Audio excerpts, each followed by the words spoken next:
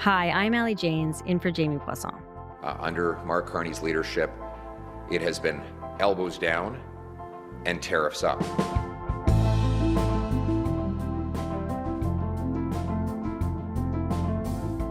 Prime Minister Mark Carney is facing renewed pressure to make a trade deal with the United States.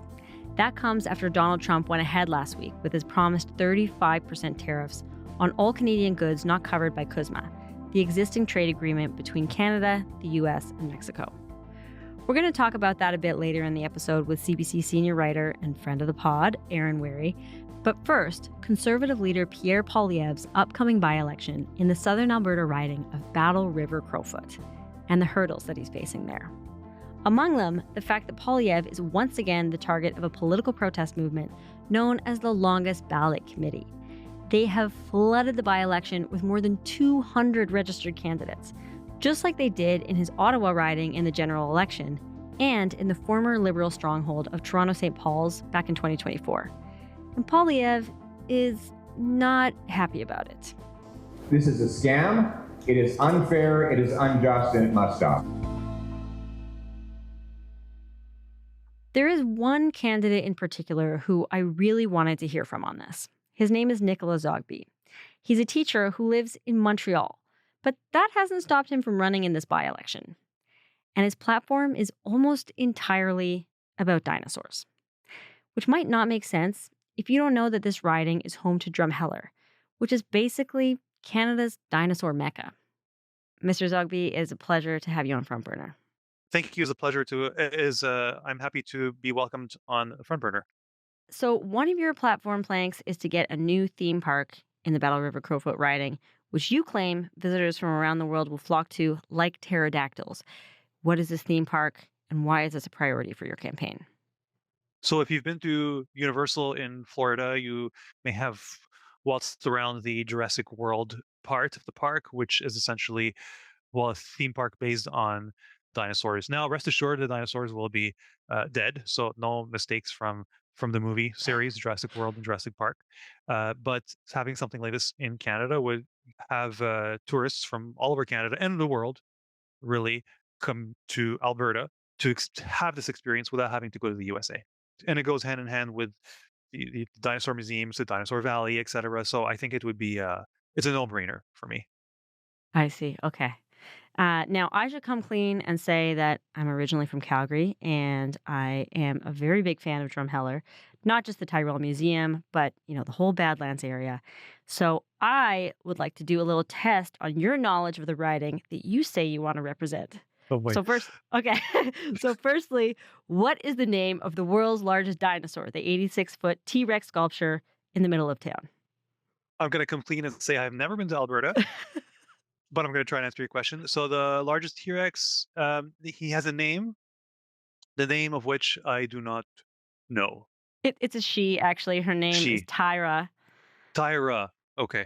All right. Secondly, a place close to my heart, the iconic Last Chance Saloon in the nearby hamlet of Wayne, was featured in which kung fu western starring Jackie Chan? As a politician or aspiring politician, I'm not afraid to admit that I do not know the answer to that one. It's Shanghai Noon. Oh, yes. But listen, let's get down to brass tacks here. Considering that you have, at best, a cursory knowledge of Battle River Crowfoot, and you are, after all, based in Montreal. Yes. Why do you want to run in this riding? Why are you doing this? Do you want the fun answer or the real answer? Let's get the real answer. The real answer is we have a big problem with our electoral system. So the first past the post, that just doesn't work anymore.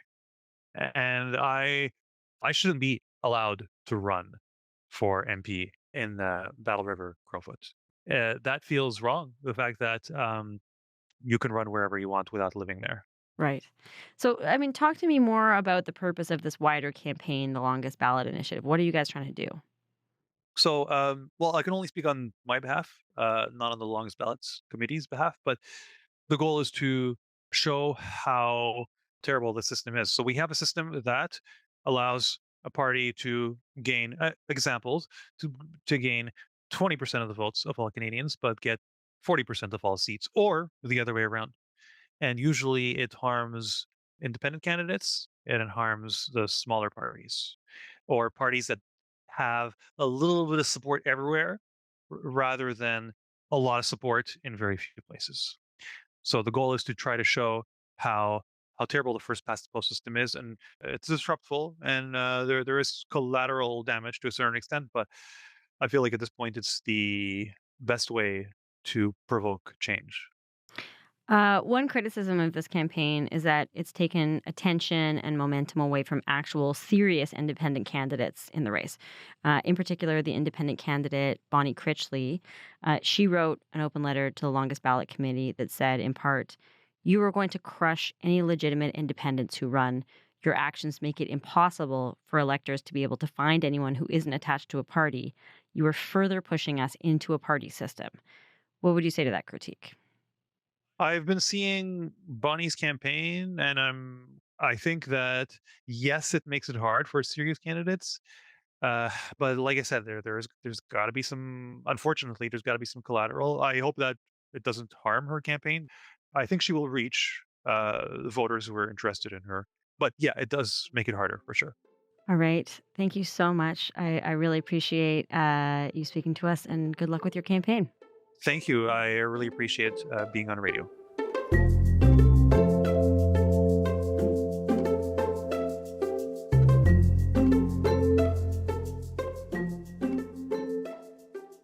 Okay, so in addition to the protests from the longest ballot committee, Poilievre actually does have a fair bit riding on the results of this by-election. To talk a bit more about that, our good friend Aaron Wary is here. He's a senior reporter with CBC in our Ottawa bureau. Aaron, always great to talk to you. Good to be here. So this by-election in Battle River Crowfoot is set for August 18th. This was supposed to be a slam dunk for Poilievre, the Conservative MP who won this riding in the general election, Damien Carrick. He got 83% of the vote. But there's been this whole thing with the longest ballot initiative that we were just talking about, and he's also facing at least some level of genuine competition.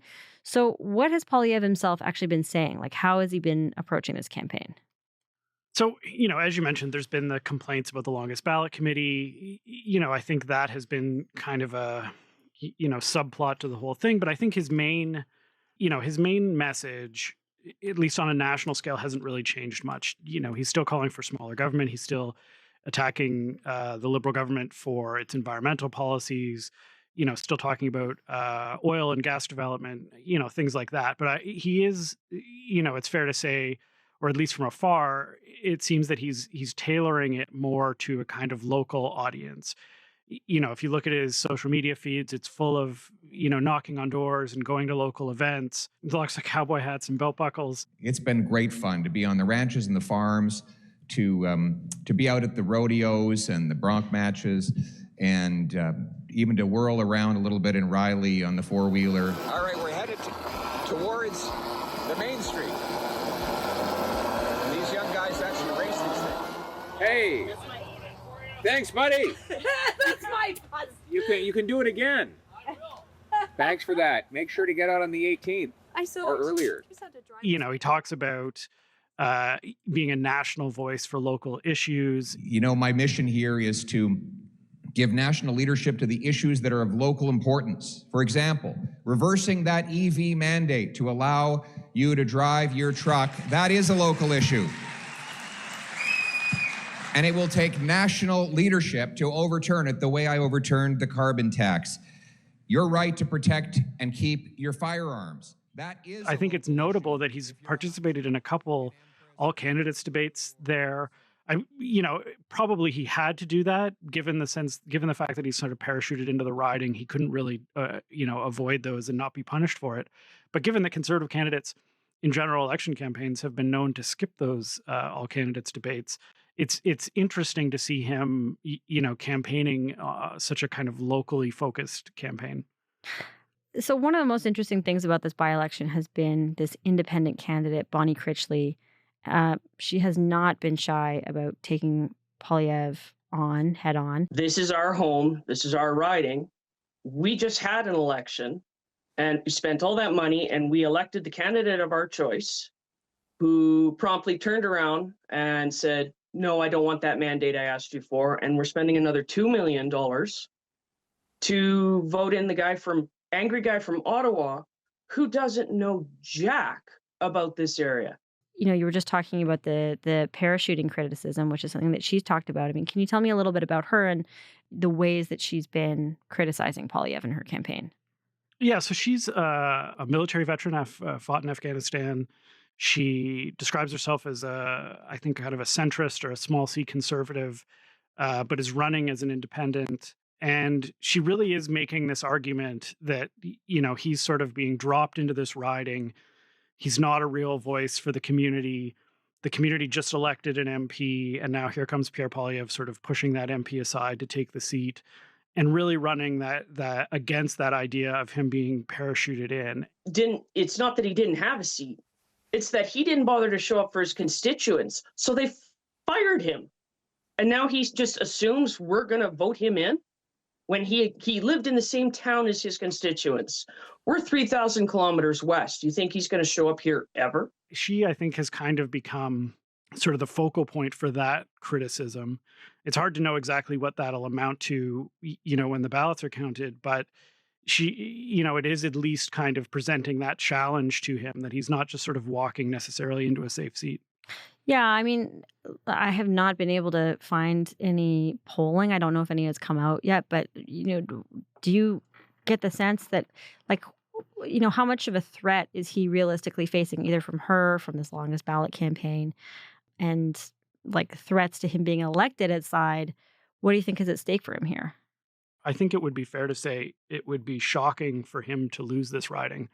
If the Conservatives won it with 80% or 83% of the vote just a few months ago, it would be an absolute earthquake for that to change now. He's presumably also running, the best funded, best organized campaign in that riding. So we'll see what the ballots look like, on election day. But I think the flip side of that is that as much as it's a safe riding, maybe one of the safest Conservative ridings in the country, it does set a kind of high bar for him. If the last candidate got north of 80% of the vote, and I believe no Conservative in that riding has ever gotten less than 70% of the vote, you can see how, if Poilievre finishes with even 65% of the vote, that might look like a letdown. That might look like another indication that maybe things aren't going well for him, that maybe support for him is starting to erode. Coming off the general election result, coming off the result in his previous riding, this would be another, or could be another indication, if the numbers were to come out that way, that things aren't going well for him and would feed that narrative. So there's still something at stake for him, I think, in the final result. I mean, looking kind of at his future, I think it's safe to say that for a Liberal Prime Minister, we've seen some fairly conservative flavored policies coming from Mark Carney and his government so far. He got rid of the carbon tax. He's asked every government department to look for big cuts. He's talking of the possibility of building a new pipeline. So, to what extent is he kind of eating Poilievre's lunch here? Yeah, it would seem that there's definitely that possibility. Poilievre's argument is that, or has been, that the federal government needed dramatic change from what it was doing and where it was under Justin Trudeau. And now Mark Carney has come in and kind of said, yeah, that's true. We do need to make some changes. And, as you say, is promising things like, greater fiscal discipline and at least sort of hinting at the possibility of greater resource development.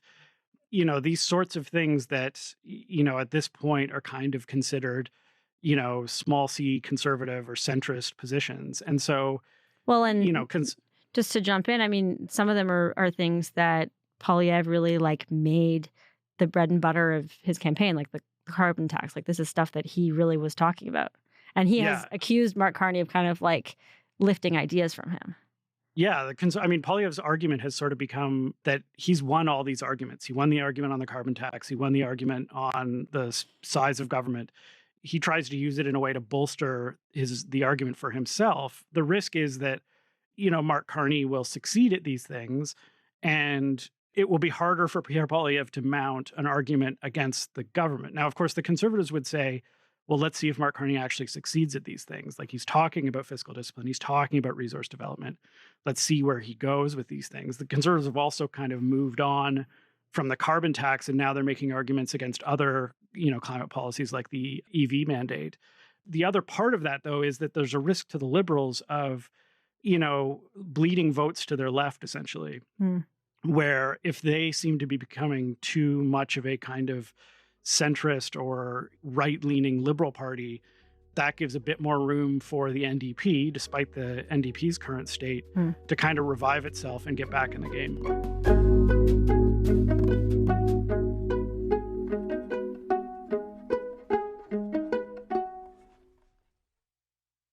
The other thing I wanted to talk to you about today is these latest tariff announcements from the U.S. Last Thursday, Trump announced 35% tariffs on everything that's not covered under CUSMA.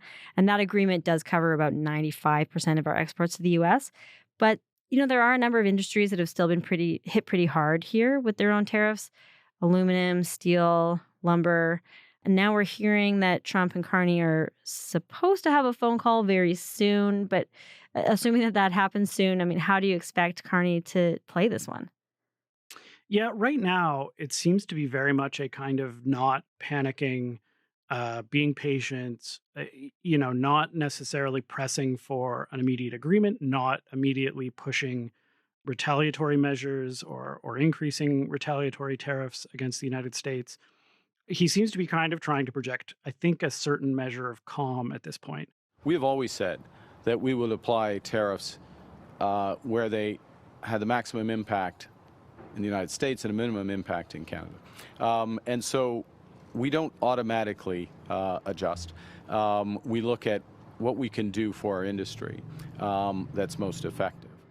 Carney, at least from the outside, doesn't seem to be in any rush to take whatever is currently on the table, if there's something on the table at this point. And that, I think, it's always hard to know exactly how the Canadian public is going to read these things, but if they're looking for, or if they trust Carney to be kind of the reasonable, reassuring person right now, maybe there's something to be said for not, charging into either a deal or into retaliation. But, I think ultimately it comes back to if or when there is some kind of resolution to the current conflict, do Canadians look at that and say, either we accepted too little or we accepted too much in the way of tariffs, or did we give away too much in terms of bargaining?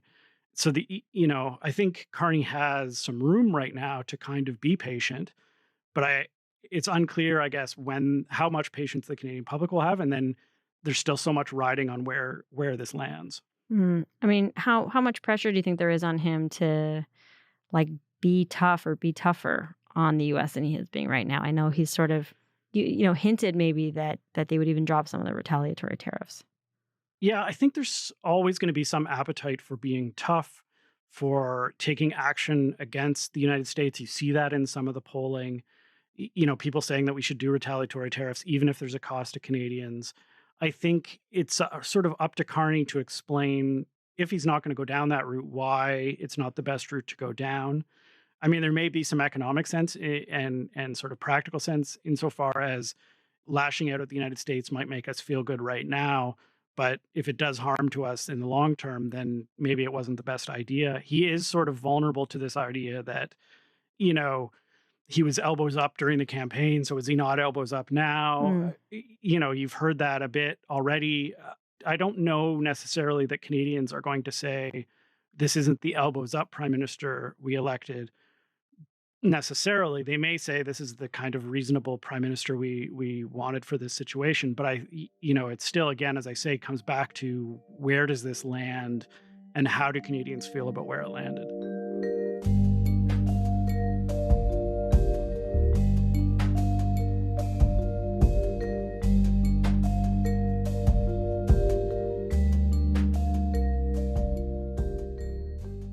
So expanding out from Carney himself, we've seen Dominic LeBlanc, the minister responsible for Canada-U.S. trade, was in Washington all last week in the lead up to this announcement, trying to sort it out.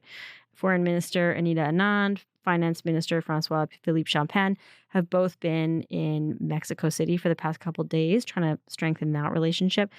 How effective have Canada's broader political efforts been on this beyond just Carney? It's hard to know in these situations. and we experienced this a lot during the first round when it was the Trudeau government negotiating with the United States. It's really hard to judge from the outside because you just don't know what's going on behind closed doors. You don't know how much of what's going on outside is posturing. I mean, I think the federal government, at least outwardly, is showing itself, reaching out to other countries, going down to Washington, trying to negotiate. So there's visible action you can see that seems to suggest that they're taking it seriously, that they're doing things, but it's hard to know what's going on inside that room. There's been some reporting that suggests there's not a lot going on inside that room because the Americans are kind of talking in circles and aren't really laying down demands or terms. But at least outwardly, the government is at least seeming to be making an effort, particularly the trip down to Mexico. That seems to be kind of a, part of broader outreach. So that, that kind of action, I think, has some value. But the mystery is always going to be, what exactly is going on behind closed doors. And then, of course, to state the obvious, who knows what the Trump government is ultimately going to do. On the topic of that Mexico trip, it's probably worth noting that Mexico seems to be in a significantly better position right now than we are in terms of tariffs. They last week managed to avoid 30% tariffs on their shipments to the U.S. Those were set to come in on Friday.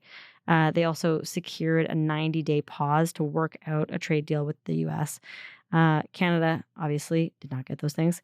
And so, I know Minister Anand was questioned about this. To parse out individual elements of one country's negotiations versus our own is somewhat superficial because the relationship is so very complex, and we really do need to understand that complexity drives the entire negotiation, which of course is being led. Which, fair enough, but is there something that we should read into this? Do you think? Yeah, again, it's so hard to know. The U.S. ambassador to Canada was on Power and Politics the other day and was asked about this, and he said, well, I think it's because of the feeling in the room or the energy in the room when the negotiators are talking to each other. And, so the decision was made by our team, to the president. The president decided, let's give Mexico an extension, put the 35% tariff on Canada. But remember, and that's, it's hard to know what to do with that kind of comment. Is that a real read of why Canada and Mexico are being treated differently? Is there something they're doing that we're not? Do we have bad energy? Yeah, exactly. Are our vibes off?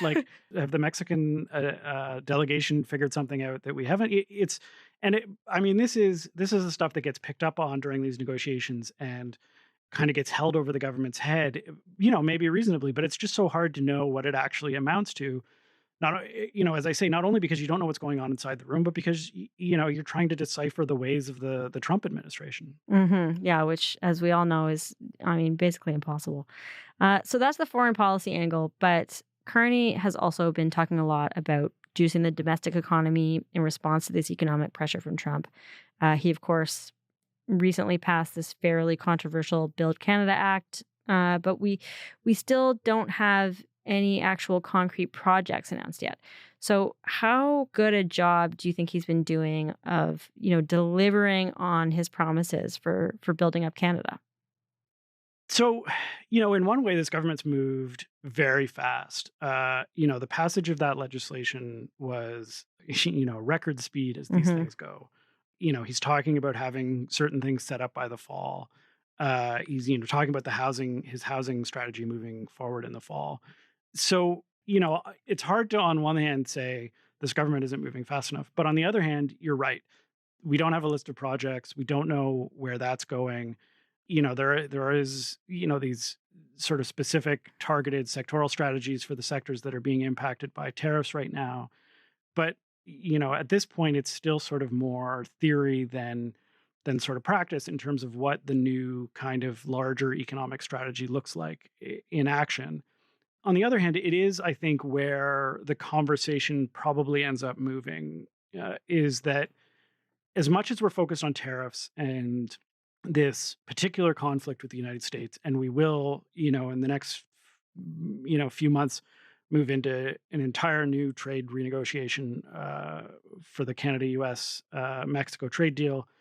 The larger conversation, I think, is about where Canada goes in terms of this sort of new world that we're facing, that this isn't necessarily just a trade dispute between Canada and the United States or between the United States and various other countries, that this is about a different situation in the world and a different United States, and what do we do with that? Mark Carney, one of the things he did say this week when he was announcing support for softwood lumber was, And the U.S. is in the process of fundamentally changing all of its trading relationships. In a series of recent agreements, America is in effect charging for access to its economy through a combination of higher baseline tariffs, unilateral trade liberalization by its partners, and new commitments to invest in the United States. and that felt like a bit of a throwback to some of the more bracing comments he made during the campaign when he said the old relationship with the United States is over. And that, if you take that seriously, that means, a real reorientation of the country in terms of trade partners, and also a lot of action domestically to build up the economy, to build housing, to do a bunch of things. And so, yes, Carney's definitely being tested on this tariff dispute and where he lands it. But the larger issue is whether he can show action on the kind of bigger project of moving the country in a particular direction, because the world has changed, not just because we're facing these tariffs from the United States. All right, Aaron, we will leave it there. I know we will be talking to you about all of this very soon again. Thanks so much. Anytime.